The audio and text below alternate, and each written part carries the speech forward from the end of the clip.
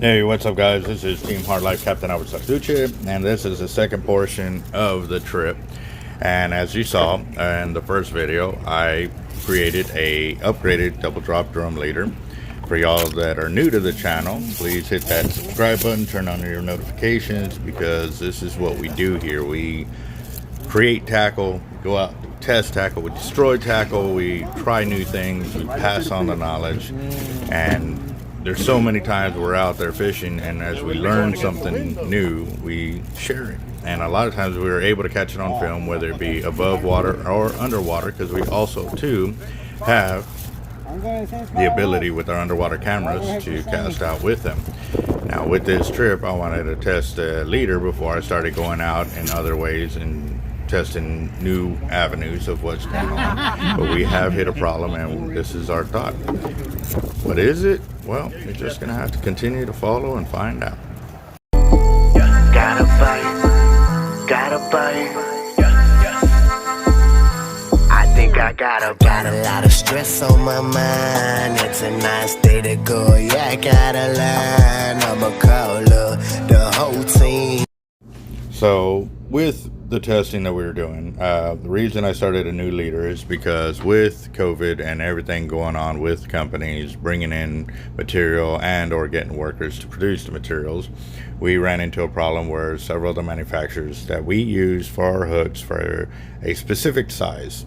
And the reason we say several manufacturers is because each manufacturer does not create the same exact size hook and label it the same thing. One manufacturer may say 6/0, another one will say 7/0, another one will say 5/0. But we look for that specific size that we have used for our double drop drum leaders ever since we started using the 7/0 Nemesis hooks for the gear. Now with that being said, we have learned that with all of this, we had to move into smaller hooks. We were unsure if we wanted to go with the bigger hooks because we didn't want people missing the keeper size drums that are normally caught, or this leader was designed for, with the ability to catch oversized and keep those, or catch them, should I say. So with that in mind, we've seen where we've been missing a lot of the bigger size drum while still using this leader.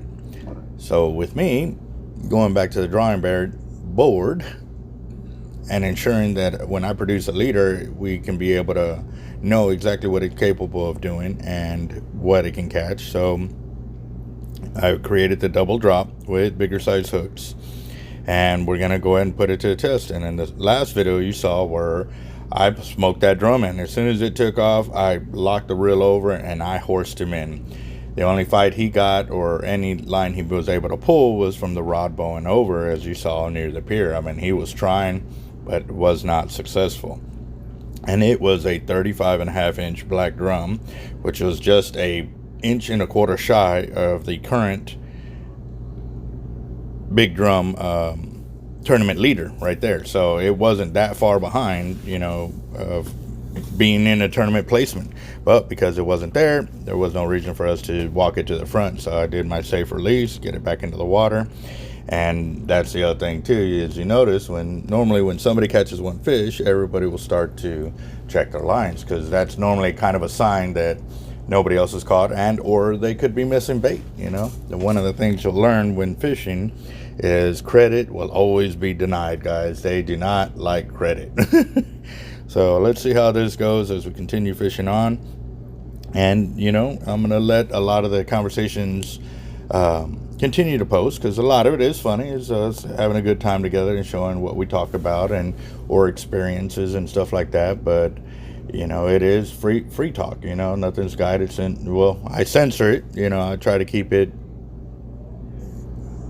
on a family friendly basis, but I try and do that, and keeping it in that mindset that too, with the fishing of the tournament, they have also put out a lot of other things. So in this video, or this series of videos, there's a lot of information that comes out.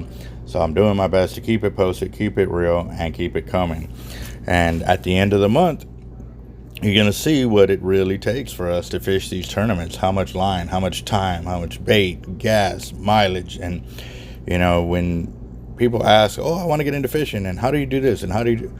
Well, this is the part of the series of Teach a Man to Fish, guys. I want to show you the real truth, whether it be the real ugliness, however you want to look at it, or the real beautiful way it comes together, and how much effort is put in by the teams and everybody within the fishing community that choose to fish these tournaments. And again, this is the January tournament for Causeway Pier for 2022 as it has started, and we're on day 11 of the tournament, but it's probably my 5th trip out to the pier, and I actually did another fishing trip out there the other day for a few hours, but it was super calm, super dead, and we didn't catch anything. But I want to annotate it on here because I didn't know if I should still put the video out there even though we didn't catch anything, and or figure if I do put it out there, it still gives you an idea of the time that was actually put into this, so that way y'all got an idea that, you know, fishing is fishing at the end of the day. Sometimes it's perfect conditions, sometimes it's not perfect conditions, and there's just sometimes where it's the only time you can break away to go fishing, you know, when you're away from work. So here we go, guys. Welcome to the hard life, and this is from our vision of what we get caught and on video for y'all if y'all can't make it out or are interested in fishing these tournaments. Well, at night, dude, you couldn't see shore. Well, if the wave's that big, you don't see shore until you come up on a swell. Oh, there's camp. It disappears. Oh, there's camp, and then it fucking disappears and shit. You can't be scared. That's what I noticed. You can't think about it. Take the hulls, the lemon, honey lemon. Will be all right. What we were doing, we were talking about running shark baits on the beach, and I was sharing one of my experiences where I went out there in the middle of winter. It was probably 30 to 40 degrees out there during red tide here in Corpus Christi, Texas, and it was at nighttime, and we got out there and we wanted to run bait, so I got on the kayak and I took off, and they were talking about how during red tide you run into a lot of burning eyes and chest congestion and coughing and just a nagging cough. It just irritates your throat area to where it makes you cough all the time. So I told them, well, if you use the hulls, the lemon flavor, you're able to actually be out there and fish that area.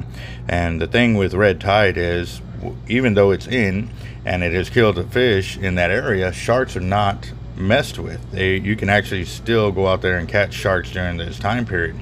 Now that's a whole new ball game of knowledge that is there, and we will continue on that when we get back to shark fishing. But right now we are in this monster drum tournament for Causeway, so let's go ahead and get back to the action. And one thing I do got to comment on is how the beauty of the custom rods and reels and line and all that we put together to fish these tournaments. Now, like I said, during this trip, we are going to be talking about this tournament and up and coming tournaments as they start to unfold. And a lot of guys tend to ask us, well, when's the next one? When's the next one? So I'm going to do my best to post up as soon as I find out about a tournament or dates or whatever, get it to the channel. So for everybody that's interested in fishing these tournaments, y'all can actually enter in and, you know, go out and fish them, because it is a lot of fun. But please remember, you know, sportsmanship is not just for the field. It's out here while we're fishing. You know, if you're going to come over and fish these tournaments, a lot of act right and, you know, professionalism is, you know, required to fish these tournaments. A lot of these tournaments do not put up with bad attitudes, with belligerent behavior, you know, or going out there and being on drugs and stuff like that, because a lot of it is family orientated. Like, we want kids to be out there, we want families to be out there, because keeping kids cooped up, and, you know, we'd rather give them tackle boxes than Xboxes anyways. So, you know, just when you remember, when you fish these tournaments, a lot of them have that put in there that, you know, belligerent attitudes in fishing will not be tolerated, and you will be disqualified from the tournaments. They were actually talking about the tournament in San Antonio, that when you were live for your catch or whatever, if you were caught or somebody caught cussing in the video, that fish would be disqualified.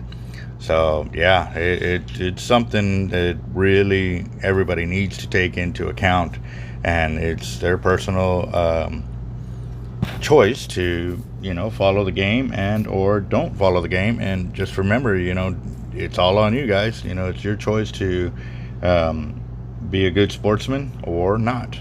But at the end of the day, everybody that fishes these tournaments come out with the willingness, you know, to help each other out, and on the hopes that we can catch some monster fish. So let's go and get back to this one, guys, because right now I nailed that first drum on fish bites. I had sea lice on the hook as well, but you can tell that the sea lice was completely gone already, and all I had was the fish bites left. And yes, it was the chicken fried steak flavoring shrimp. Oh, what is that? I don't know. If you ain't watching the whole video, well, then you're just gonna miss out, guys. But I think we're gonna do that, and we'll see what's up. But we do also want to put out there again the individual that on the video short that I asked the question, you know, what grip was I using, and the first one who responded, I actually wasn't able to respond to his comment on the channel, but I did put it in the community for him to give us a call back here at the shop, because we definitely would like to reward him for that. And what it is, well, as soon as we confirm with him what we're doing, then we'll let y'all know, and then we'll continue on from there. But yes, stay tuned to that, guys, because the video shorts that we do put out, and or in the videos, I'm going to start finding ways to start paying it forward more, especially for those that are watching the videos, asking the questions, and being proactive within the channel. So this is our goal for 2022. We are almost to 11,000 subs if we haven't already passed it. I'm checking it right now as I am doing this video overlay of my voice. And let's see where we're at. I'm looking. Yes, we are at 11,000 subs. Woohoo! So awesome. So let's see. There was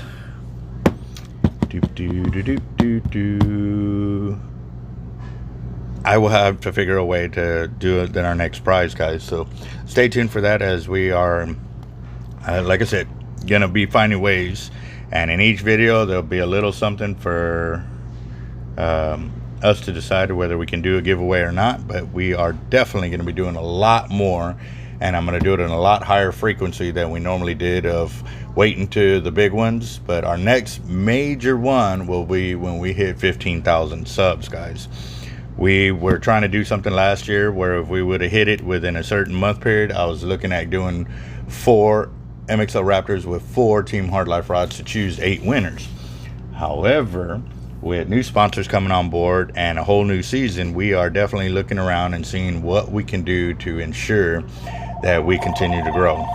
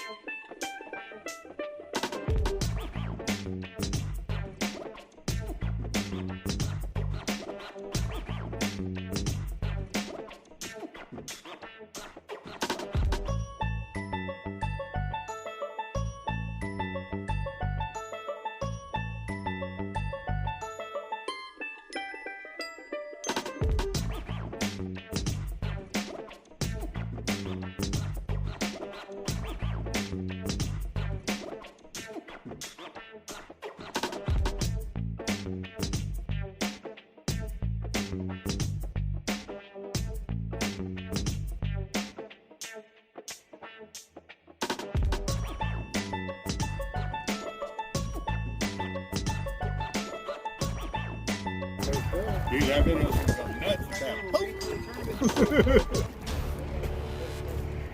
Hey. Oh! Purple. Action! That's a red Hey, one. try to make no lies. Oh, the Gary hooks it. There it goes. Good.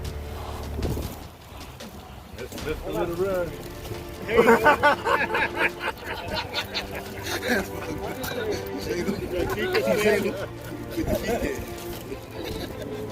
We didn't find your fishing people.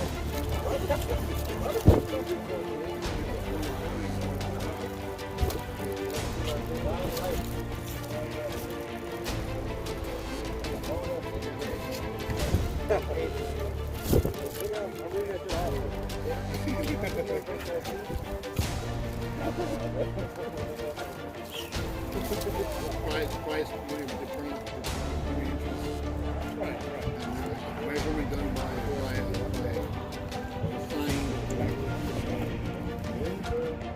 how do we do it?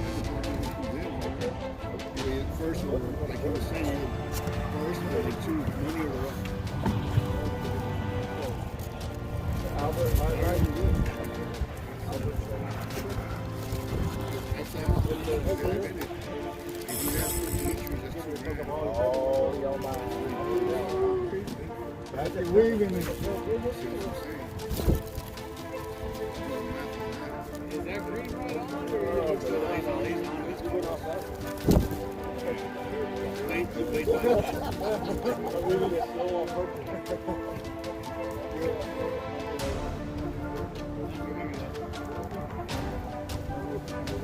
Under that first red one. Welcome, John. Look at it. It's a Labani fishing again.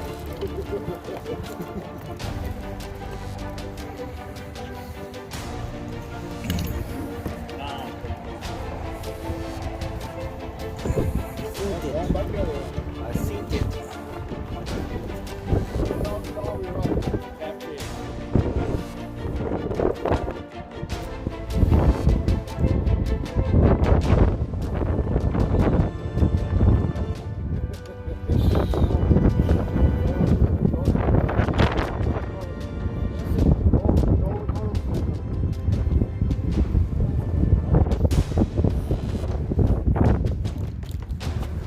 Excuse me, Hector. Oh, you gave him slack. That ain't good. Oh no.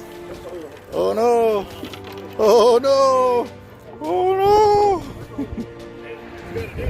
Nobody moves their rides. I gotta see myself. Sorry, guys, I couldn't see you trying to get the gap real quick. Oh, that's all habits. That's old habits. Bouncers right here. Up in there.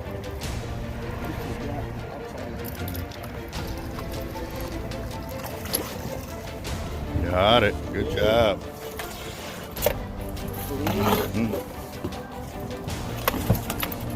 Little baby. Yeah, it's 34 inch. Little baby. I like that. That purple. Purple attic. Yeah, that's it.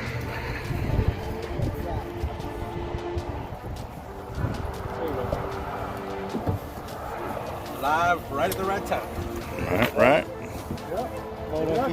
That dude, that video's gonna go nuts with everything you got on it in the wall at one time. It's been on YouTube. Got 20 people watching. Hey, dude, all you got to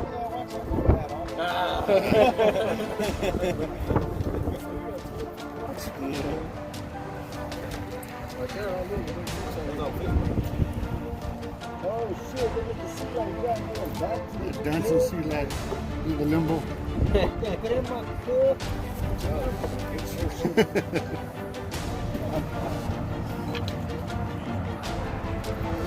Mess up everybody's line over there. You ready? How many licks does it take to get to the bottom of the tootsie pop? There you go. Good job, The Hector. body part, a lot of them. 1, 2, 3. Baby. 34 maybe, 33. That was an hour and 32 minutes in. That time was when I got there and I set up the camera, and so that is how much time has already changed over. And yeah, the sea lice is back. Oh man, he's doing the dance. He's doing the dance. Yeah, boy. Oh, The beard gang. They have something like that, right? All these guys that go to the beard gang. Albert's part of them. Muscular. Then we got the mustachios.